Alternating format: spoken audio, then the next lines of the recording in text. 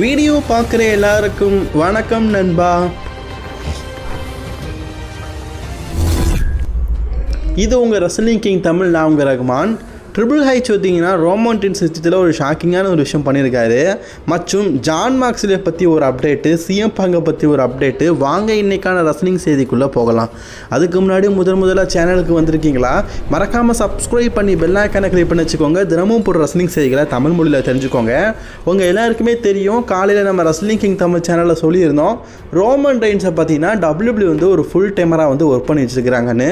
உங்களில் சில பேர் வந்து நம்ம அதர் சேனலை ஃபாலோ பண்ணலை, மறக்காமல் ஃபாலோ பண்ணிக்கோங்க. அந்த சேனலில் பார்த்தீங்கன்னா 48,000 சப்ஸ்கிரைபர்ஸை காணத்தோம். இன்னும் 2,000 சப்ஸ்கிரைபர் தான் தேவை. கீழே டிஸ்கிரிப்ஷன் கமெண்ட் பாக்ஸில் அந்த சேனலோட லிங்க் கொடுக்குறேன், மறக்காமல் சப்ஸ்கிரைப் பண்ணிக்கோங்க. அதில் காலையில் சொல்லியிருந்தேன், ரோமன் ரெயின்ஸை வந்து ஃபுல் டைம் ஆக்கியிருந்தாங்க. ரோமன் ரெயின்ஸ் வந்து கிட்டத்தட்ட பார்த்தீங்கன்னா அடுத்த 2 மந்த்ஸுக்கு பார்த்தீங்கன்னா ஒரு 6 எபிசோட்ஸுக்கு பார்த்தீங்கன்னா கன்ஃபார்ம் ஆகிருக்காரு அப்படிங்கிறத பற்றி சொல்லியிருந்தேன். இதுக்கு தெளிவான விளக்கம் என்னன்னு கேட்டிங்கன்னா, நல்ல முடிவு தான். ஏன்னா இப்போ பிளட் லைனுக்குள்ளே ஒரு பயங்கரமான ஸ்டோரி போயிட்டு இருக்குது. ட்ரிபிள் ஹைச் இந்த மாதிரி நேரத்தில் ரோமன் ரெயின்ஸை தேவைக்கு ஏற்ற மாதிரி மாதத்துக்கு ஒருக்கா, ஆடிக்கு ஒருக்கா, அமாவாசைக்கு ஒருக்கா யூஸ் பண்ணிட்டு இருந்தா கண்டிப்பாக சொல்கிறேன் கல்லா கட்டாது. இப்போது ஸ்மாக்டவுன் வந்து யூஎஸ்ஏ நெட்வொர்க்கு மூவ் ஆனதுக்கப்புறமா வியூவர்ஷிப்பே டவுன் ஆகிட்டு இருக்குது. 15 லட்சம் பேர் தான் பார்க்குறாங்க. இதுக்கு முன்னாடி ஃபாக்ஸ்டே இருக்கும்போது 25 லட்சம் பேர் பார்த்தாங்க, இப்போ 15 லட்சம் தான் பார்க்குறாங்க. 10 லட்சம் பேர் பார்த்தீங்கன்னா எங்கே போனாங்கன்னே தெரில. 10 லட்சம் ஆடியன்ஸ் கம்மியாக இருக்கிறாங்க. கண்டிப்பாக ரோமன் ரெயின்ஸ் பார்த்தீங்கன்னா இப்போ ஸ்மாக்டவுனுக்கு தேவை. வந்தால் கூட அந்த 10 லட்சம் வராது, ஏன்னா அது ஃபாக்ஸ்டே இருந்தால் தான் அந்த வியூவர்ஷிப்லாம் வரும். இப்போது ரோமன் ரெயின்ஸ் வந்து பிளட் லைன் கூட ஸ்டோரி போயிட்டுருக்காரு. வித்தவுட் ரோமன் ரெயின்ஸா, அதாவது ரோமன் ரெயின்ஸ் இல்லாமையே ரோமன் ரெயின்ஸுக்கான பிளட் லைன் ஸ்டோரியை கொண்டு போயிட்டுருக்காங்க. இப்படியே கொண்டு போனால் ஃபேன்ஸ் வந்து ஏற்றுக்க மாட்டாங்க அப்படின்னு சொல்லிட்டு தான் இப்போ அடுத்து வேறு வார் கேமு, க்ரௌன் சொல்லலாம் வருதுல்ல, அதிலலாம் ரோமன் ரெயின்ஸ் வந்து அட்வைஸ் செய்யப்பட்டிருக்காரு. ரோமன் ரெயின்ஸுக்கு மேட்ச் இருக்குது.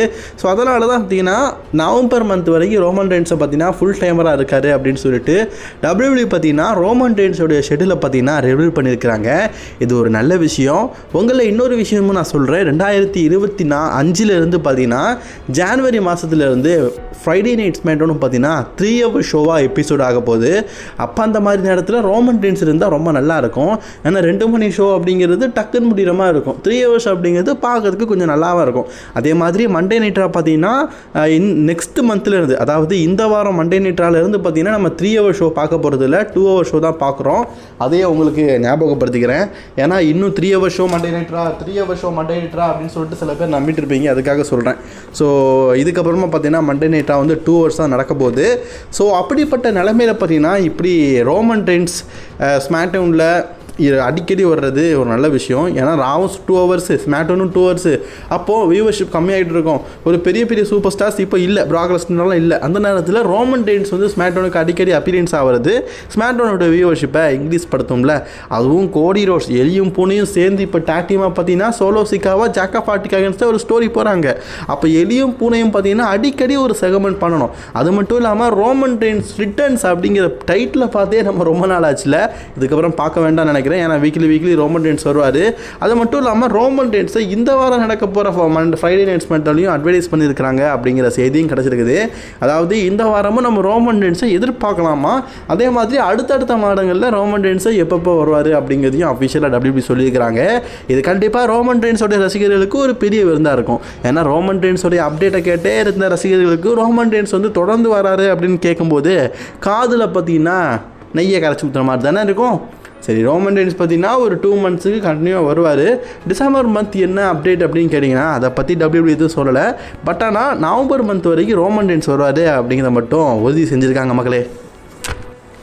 இன்றைக்கி நடந்த AEWவில் பார்த்தீங்கன்னா MVP வந்து ஃபைனலி AEWக்கு பார்த்தீங்கன்னா டெபியூட் ஆகிட்டார்.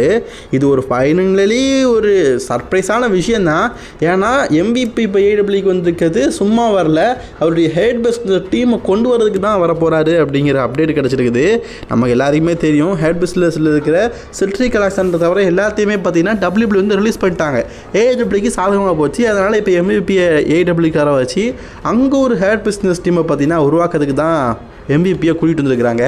ஹேட் பிஸ்னஸ் அப்படிங்கிற டீமுக்கான பேரை வைக்காட்டாலும் ஹேட் பிஸ்னஸ் டீமில் இதுக்கு முன்னாடி எந்தெந்த ரெஸ்லர்ஸ் இருந்தாங்களோ அவங்கெல்லாம் பார்த்தீங்கன்னா MVP கூட அகைன் ஜாயின் பண்ணுறதுக்கு வாய்ப்பு இருக்குது அப்படிங்கிற செய்தியும் பார்த்தீங்கன்னா இப்போதைக்கு நமக்கு கிடச்சிருக்குது. So MVP is all elite. நீங்கள் எத்தனை பேர் MVP AEWக்கு போவார்னு எதிர்பார்த்தீங்க? நான்லாம் நினச்சி பார்த்தேன், ஆனால் இவ்வளோ சீக்கிரம் நடக்கும்னு சொல்லிட்டு எதிர்பார்க்கல. டேலண்டான ரெஸ்லர்லாம் அவங்களுக்கு வச்சு செய்ய தெரில WWE. கடைசியில் வெளியே போனதுக்கப்புறமா ஐயா வாங்க அம்மா வாங்க எங்கள் கம்பெனிக்கு வாங்கன்னு சொல்கிறது. ஸோ அதற்கப்புறமா பார்த்தீங்கன்னா ஜான் மாக்ஸ்லிக்கும் பிரையன் டேனியல்சனுக்கும் ஒரு பஞ்சாயத்து போயிட்டுருக்குது. ஸோ இந்த பஞ்சாயத்தை முடிவு கட்டுற மாதிரி AEW வந்து அஃபிஷியலாக பார்த்தீங்கன்னா ஜான் மாக்ஸ்லிக்கும் டீன் ஆம்ப்ரோஸுக்கும் ஜான் மாக்ஸ்லிக்கும் பிரையன் டேனியல்சனுக்கும் பார்த்தீங்கன்னா ரசல் ட்ரீம் அப்படிங்கிற ஒரு பேப்பரில் பார்த்தீங்கன்னா 2 பேருக்குள்ள AEW வேர்ல்டு ஹெவி சாம்பியன்ஷிப்பை மேட்சை கன்ஃபார்ம் பண்ணிட்டாங்க. இது October 12 நடக்குது, சாட்டர்டே. அவங்க எல்லாருக்குமே தெரியும். ஸோ ஆக்சுவலி இந்த ஸ்டோரியை வந்து WWE பார்த்தீங்கன்னா நல்லாவே டெவலப் பண்ணிருக்கிறாங்க. ஆல்ரெடி பிரையன் டேனியல்சனுக்கும் ஜான் மாக்ஸ்லிக்கும் மேட்ச் நடந்து AEW வேர்ல்டு ஹெவி சாம்பியன்ஷிப் வேக்கண்டாக நடக்கும்போது இருக்க நடந்திருக்குது. அதில் ஜான் மாக்ஸ்லி வந்து AEW சாம்பியன்லாம் ஆயிருக்காரு. பட் ஆனால் இந்த தடவை பார்த்தீங்கன்னா இவங்களுக்கு நடக்கிற மேட்ச் வந்து அப்படிங்கிறது ஒரு ஃபயர். ஏன்னா அந்த ஸ்டோரி வந்து உண்மையிலே நல்லா இருக்குது. ஜான் மாக்ஸ்லி கூடவே ஒன்றா இவங்க எல்லாமே பார்த்தீங்கன்னா பிளாக் புல் கமாண்டோவா அப்படின்னு ஒரு டீமில் இருந்தாங்க. அந்த டீமில் இருந்துட்டு மற்றவங்க எல்லாரையுமே டிஸ்ட்ராய் பண்ணி ஜான் மாக்ஸ்லியே அட்டாக் பண்ணார் பார்த்தீங்களா. சாரி, பிரையன் டேனியல்சனையும் ஜான் மாக்ஸ்லி அட்டாக் பண்ணார் பார்த்தீங்களா. அதுவும் சிசாரோ இருக்கிறார்ல, அவரெல்லாம் பார்த்தீங்கன்னா டேனியல் பிரையனுடைய ஒரு நம்பிக்கையான சகோதரனாக இருந்தார். கடைசியில் அவருக்கே ஆப்பு வச்சார். உண்மையிலே செம்ம ட்விஸ்ட்டாக இருந்தது. நான்லாம் இப்படிலாம் நடக்குன்னு சொல்லி எதிர்பார்க்கல. உண்மையிலே பயங்கர ட்விஸ்ட்டாக இருந்தது.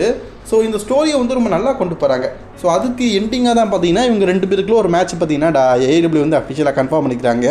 நான் இந்த மேட்ச்சுக்கு ஒரு பெரிய லெவல் எக்ஸ்பெக்டேஷன் வச்சுருக்கிறேன்.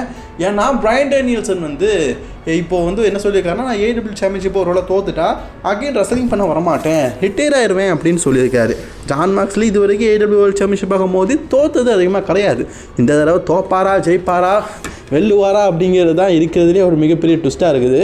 உங்களுக்கு என்ன தோணுது? ஜான் மாக்ஸ்லிருந்து இந்த தடவை வெற்றி பெறுவாரா இல்லையா அப்படிங்கிறத மறக்காமல் பஸ்ஸில் கால் பண்ணிக்கோங்க. CM Punk பார்த்தீங்கன்னா ட்ரூ மேக்கின்டர் கூட மோதிர ஃபியூடு தான் பார்த்தீங்கன்னா என்னுடைய லாஸ்ட்டு ட்ரூ மேக்கின்டர் ஃபியூடு. இதுக்கப்புறமா நான் வேர்ல்டு ஹெவி சாம்பியன்ஷிப்பை நோக்கி தான் போவேன் அப்படின்னு சொல்லிட்டு இப்போ சொல்லியிருக்காரு. ஆக்சுவலி இதில் தான் ஒரு குண்டு இருக்குது.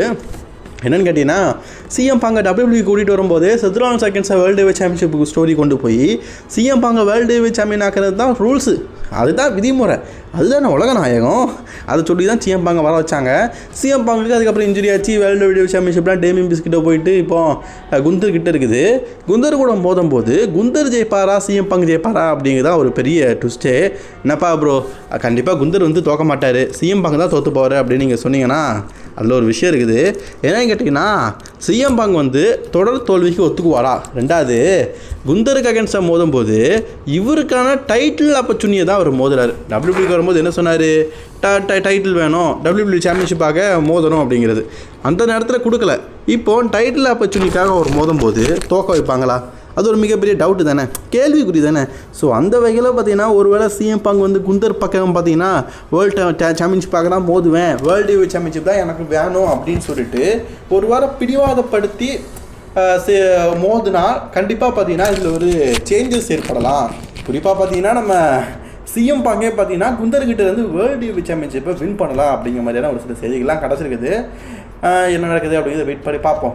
CM Punk world heavy champion ஆகுறது அப்படிங்கிறது போன வருஷம் ரெஸ்ல்மேனியாலே நடக்க வேண்டியது, அவருடைய இன்ஜுரி காரணமாக நடக்காமல் போயிடுச்சு.